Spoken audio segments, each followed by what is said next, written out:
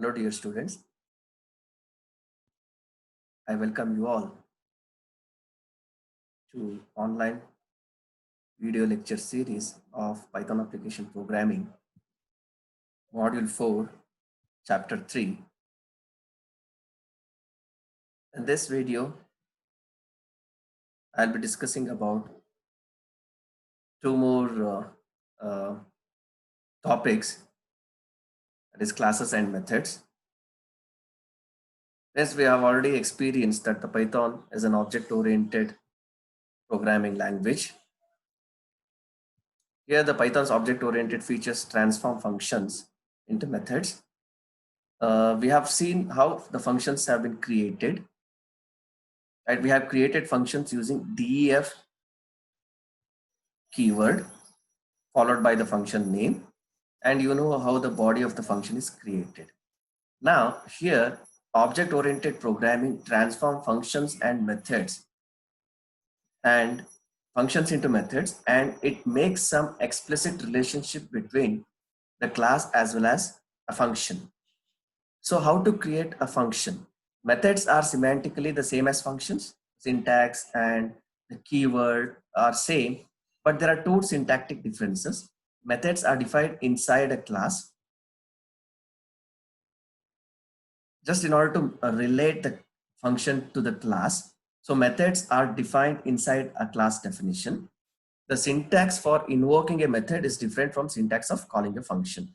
If you want to call a method inside a class, you have to use dot notation that we shall see in coming slide. Now, before I start with function, start with method.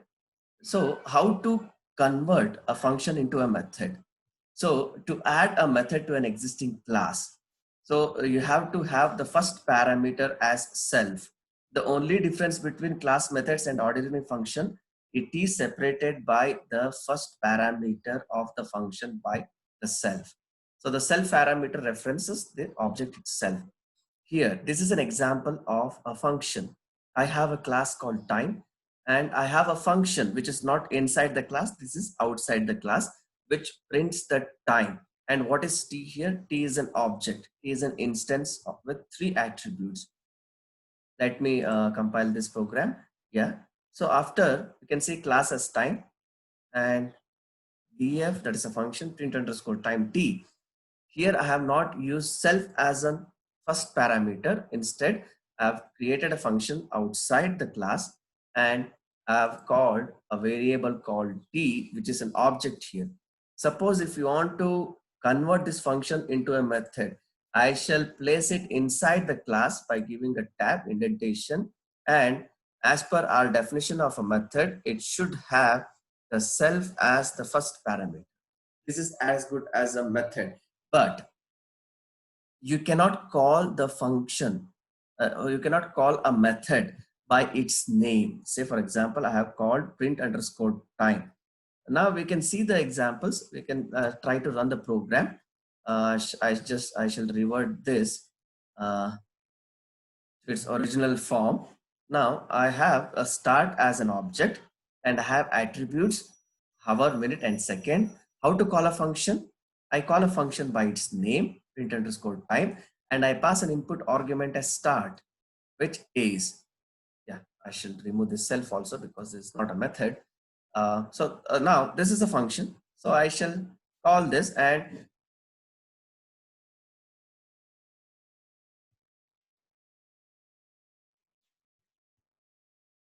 one second, there might be a small error.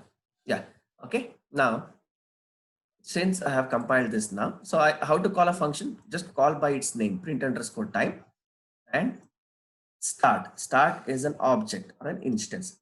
So this will be referred to as t here, t dot hour, t dot minute, t dot second is an object.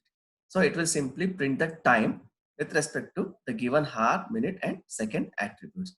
Now how to define a function? Let me push this inside the class, and the first parameter of a function should be self. Now, but I cannot call the function by its name. Why? Because now this is not a function. This is a method of a class. So now we can say since this was already executed earlier, so it could still consider the function print underscore time. Let me take in another example. Okay.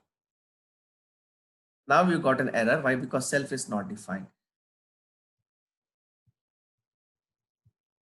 So this is about a function which we have already executed, which we know about how to create a function.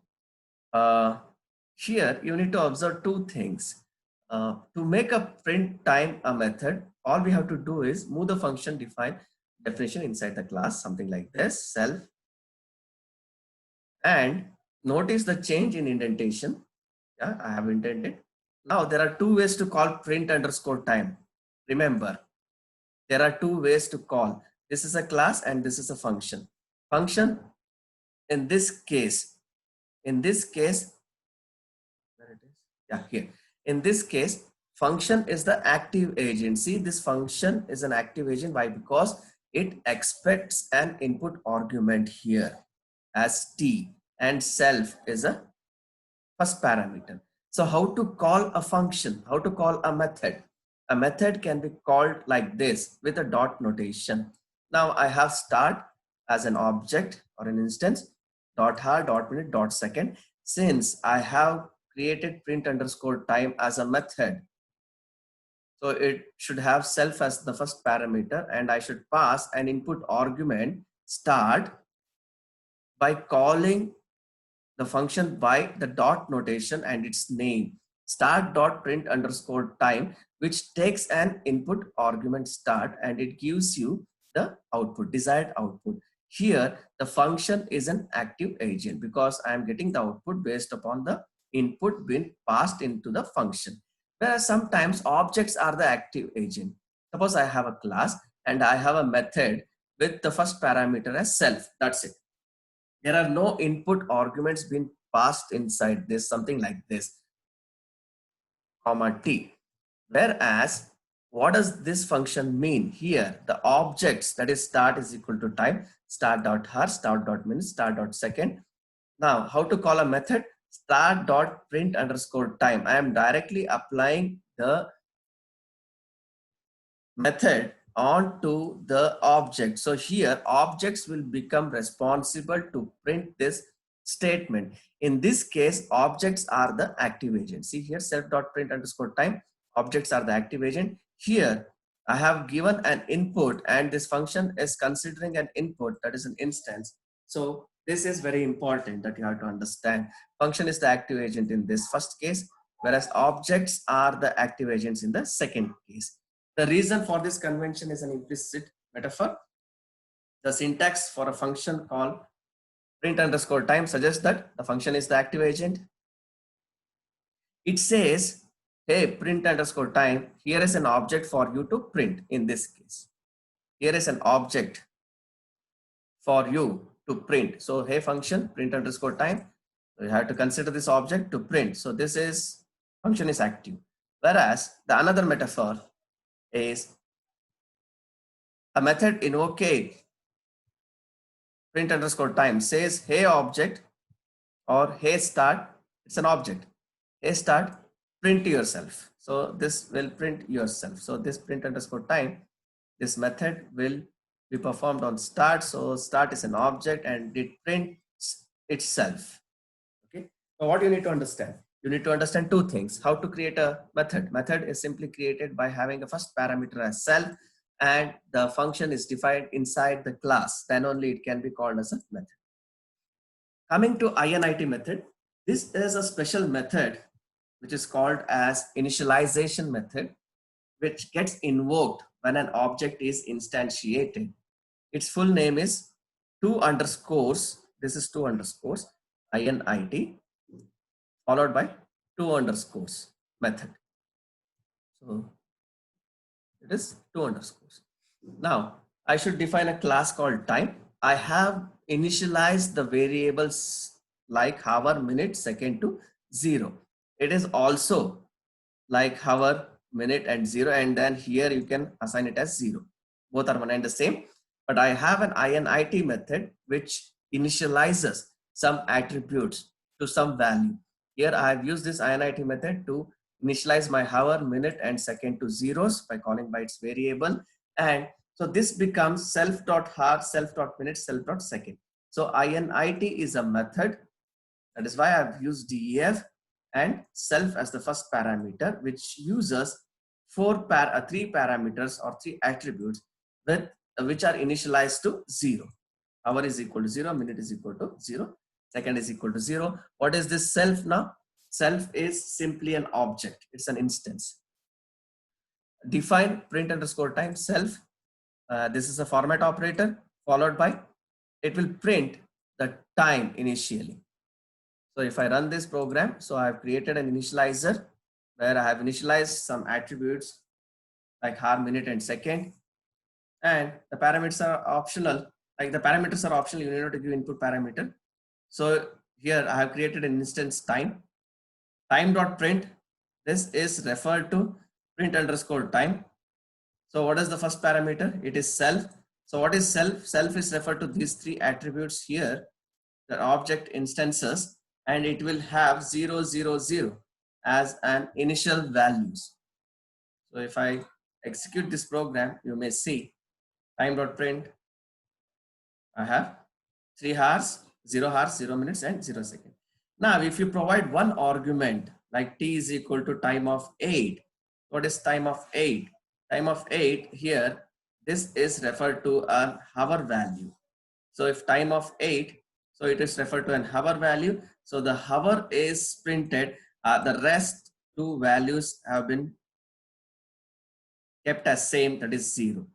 If you provide the one argument, it overrides hour and it types 080000.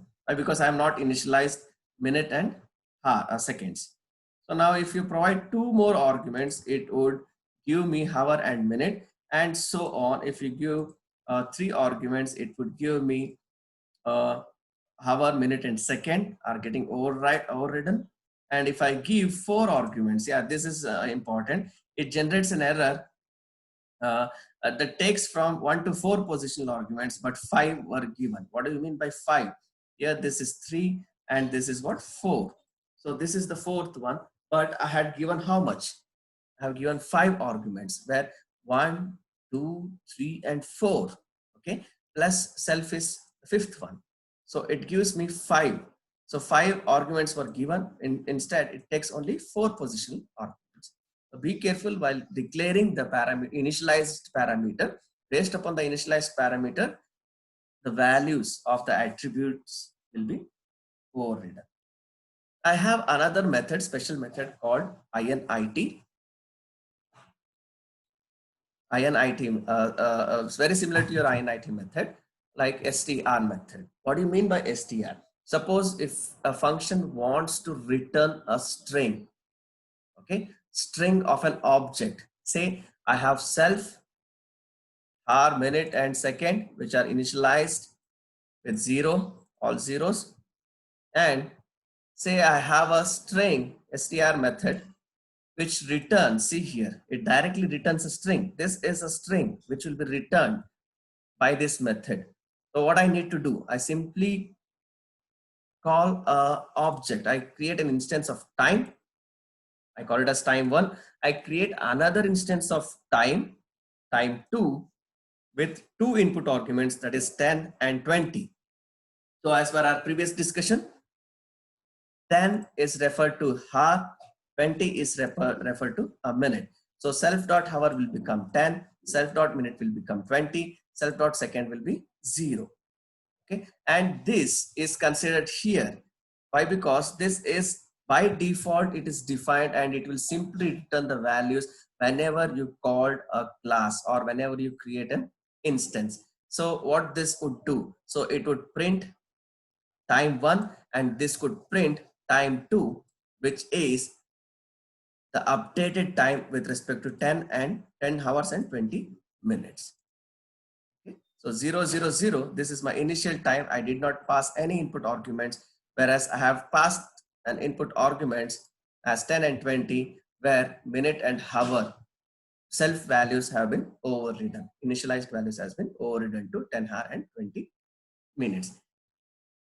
You have another concept called operator overloading. We have already studied different types of operators, so it might be a mathematical operator or a logical operator or any types of functional operators. Here, if I try to change the behavior of an operator, so that particular program on the particular program defined times, it is called as operator overloading. Here, one thing you need to observe, I am trying to change the behavior of an operator so that it works with the classes, that is programmer defined types. You call it as an operator overloading. It's not like I am using plus operator between two integers. It is that I am using plus operator between the programmer defined classes. So now if you define a method named add for the time class, you can use plus operator on time objects. Remember, here it is an example with respect to a method called add for the time class, and you can use plus operator. It is just an example. You may have sub and minus to subtract the time. Likewise, carefully observe this program. I have a class called time. I have initialized variables like hour, minutes, seconds to some value, the attributes, and I have str methods. Just by calling this class, I can simply print this statement whenever I need, whenever it's required. Every time you call this function, give it to print, these statements will be printed. So str is to return the string values of the method. This is of the method. What method? The values of self, whatever they're assigned to this value. Now, if you are going to change the values of this self, how? I have created a method called add with the first operator as a self. First argument as self, and the second argument, the parameter as other. Now, other can be anything. It depends on how you define outside the class. Okay, how you create instances outside the class. Now, what I'm trying to do here, I'm trying to add the initialized value of self.har with the other.har. That means I have defined outside, have three attributes or three instances with respect to other, that is hour, minute, and second. I am going to simply add it with my initialized value, that is har. So here it is 0. Now other.har, it depends on, like suppose if I have an example here, 9 and 45, 1 and 35. Okay, so it will be 9 and 35 and it will be 1 and 45. So likewise, so self have some values, and I'm going to use this add in order to add to objects or add to instances. And this is like this part of program, where if the sum exceeds 60 seconds, so it will be 60 units will be reduced, and minute will be incremented by 1. Very similar to that, if minute exceeds 60, the sum value sum dot minute value will be reduced to 60, and hour will be raised to 1, incremented by 1. Now here I have an example. Now I have created a instance called start is equal to time 9:45. So this start would become, what is the what will happen if I try to make a print statement here. Okay, and let me try to comment these two things in order to have a better understanding. Okay, yeah. So if I run this program, you can see the value of start would be 9:45. Why? Because this self.hour is been updated to 9. Self.minute is updated to 45. Second is remain 0 because I am not updated the second. If you want to update the second, you can update it by some value by calling it as a third argument inside this function in this instance. And now let me just remove this duration and put this in command. Now duration, let me see what is there in the duration. Let me see what is there in the duration is again another instance with another time. with another instance of time. Okay, see the duration is 1 hour 35 minutes and the start was 9 hour 45 minutes. Now I can use this operator, plus operator. See, if once I use this plus operator, remember, once I use this plus operator, that means it is referred to an add function. Understand? Once I use this plus operator, it is referred to an add function. Why? Because this is what I call it as an operator overloading. Okay. So when you apply the plus operator to time objects, Python invokes add function, add method. Okay. So start, I have this start is an object and duration is an object, 3 attributes. So the start and duration, this invokes, okay, this invokes add method, and other is an object. So this is simply a self.har, which is nothing but original value, that is 9 plus 1 10, 45 plus 35 is 80, which exceeds 50, so that becomes 11 hours 30 minutes, sorry, 20 minutes and 0 seconds. So what is this operator now? Plus is an operator which was overloaded. I call it as operator overloading. Yeah, when you apply the plus operator to a time object, Python invokes add. It simply invokes this function. That's it.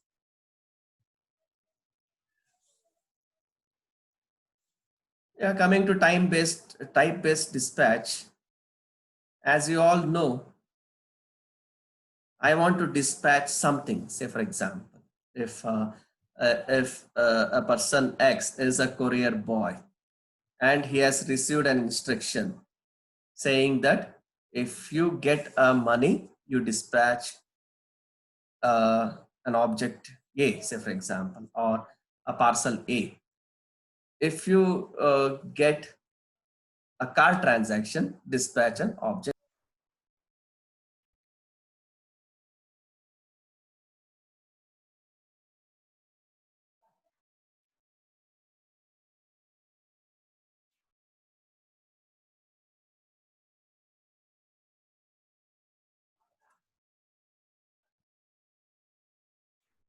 Okay, so there was a small interruption.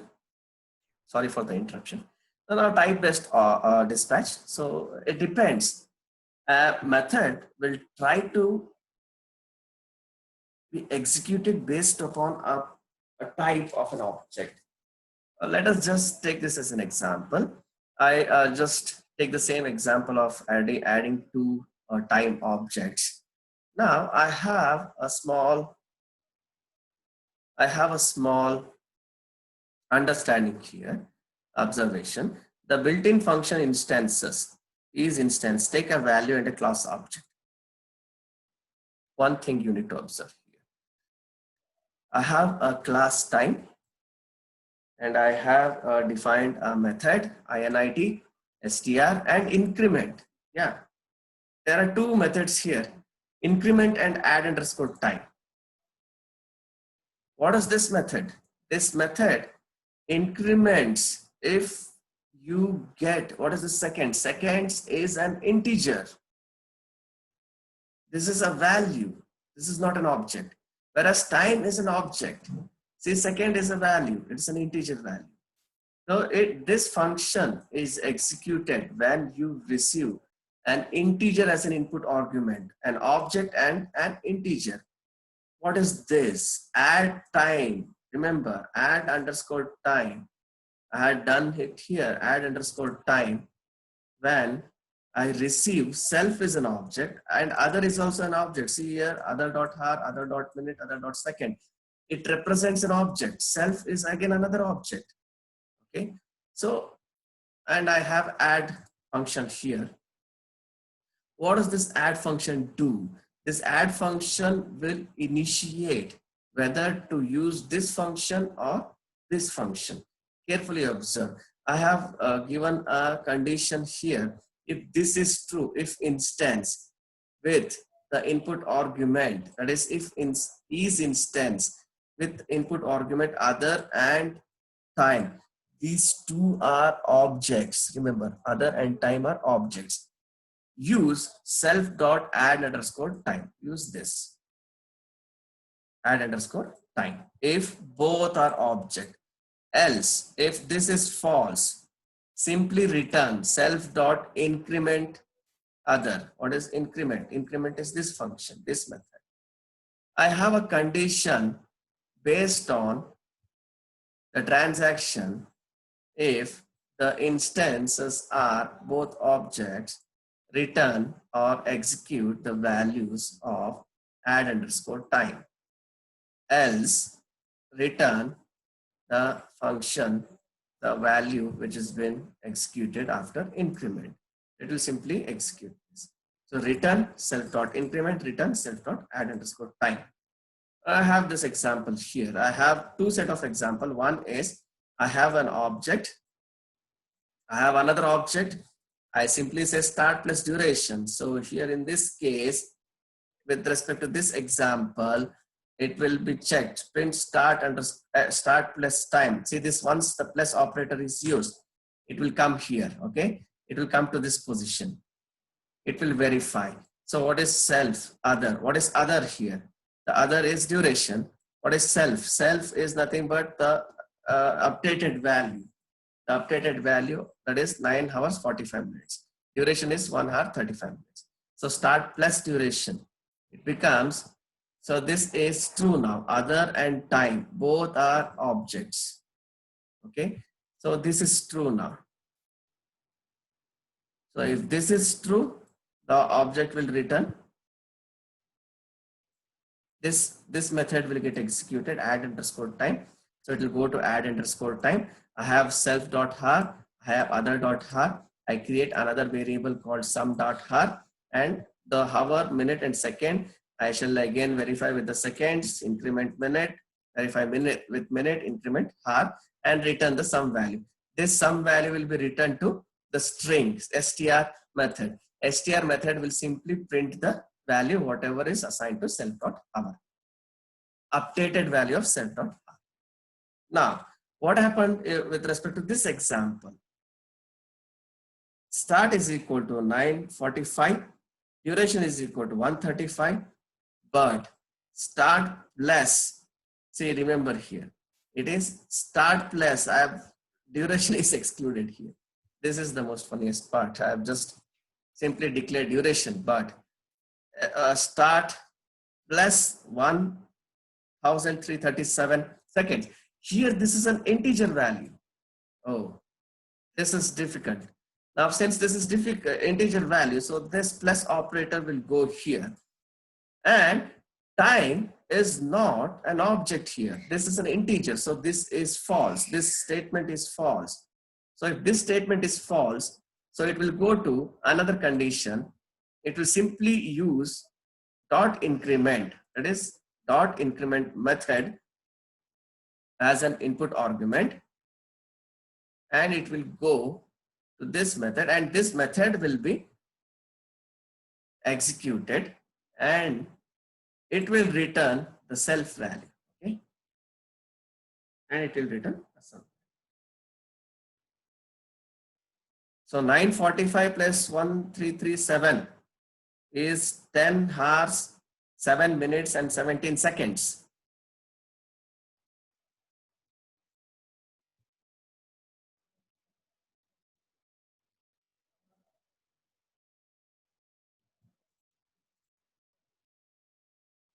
Okay, yeah, I hope you understood this concept. If not, kindly go back to in the same video, just rewind this and try to have understand by weaving it more number of times. One thing you need to observe, the built-in function in each instance takes a value and a class object and returns true if the value is an instance of the class. Okay, if other is a time object here, if other is a time object, this is true. Okay, this is true. If other is an integer, so it invokes increment. It invokes increment. If other If other is an instance, it invokes add underscore type. That is what you need to make an observation.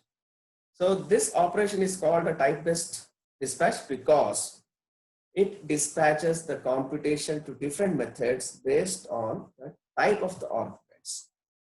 Here I have an integer as an argument with the operator O plus and it dispatch depending upon the input parameters. I have come to the last topic, polymorphism. Most of the times type-based dispatch is useful when it is necessary, but it is not always necessary. There are contradictory statements. A polymorphism is a function that works with several different types of data types. Several different data types are called polymorphic, and polymorphism can facilitate code for its reusability. Suppose I have created a function called histogram, which takes an input argument S. Now, this S can be anything. That is what I meant by polymorphism. A function which is defined as histogram can be operated for different types, different data types. Now I shall run this program. It simply counts the number of appearances in the given data S. Okay, yeah, here I have defined T as a list. Okay, this is a list type and I use this function. I call this function and I pass this list as an input argument. Yeah, it does it. It does perform the number of times spam is repeated, number of times egg is repeated inside this list. I can use string type. I can use T as a string and use the same function. Still I can get an output which is a dictionary.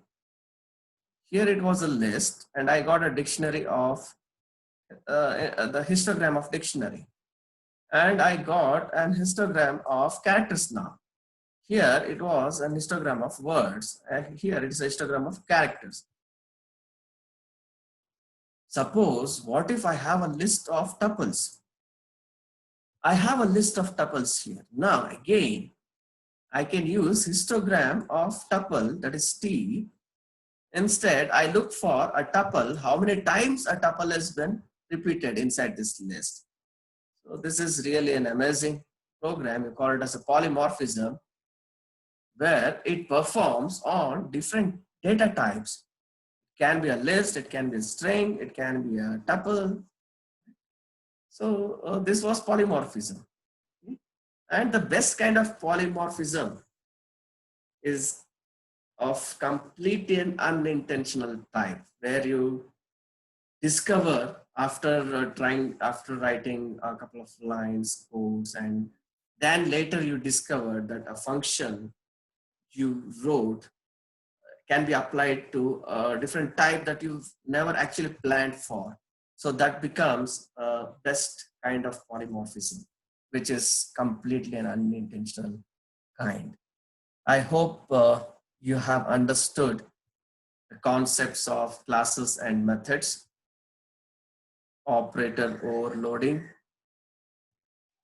and type-based dispatch and polymorphism. These are few things which you need to remember. And INIT method and STR method. Okay, yeah. I hope you have enjoyed watching this video. Following this video, I shall be allocating the quiz, assigning the quiz and assignments in Edmodo. Kindly go through the Edmodo and attend the quiz. Try to complete it by before due date, and assignments to be submitted on time. Thank you for watching this video. Stay home and stay safe.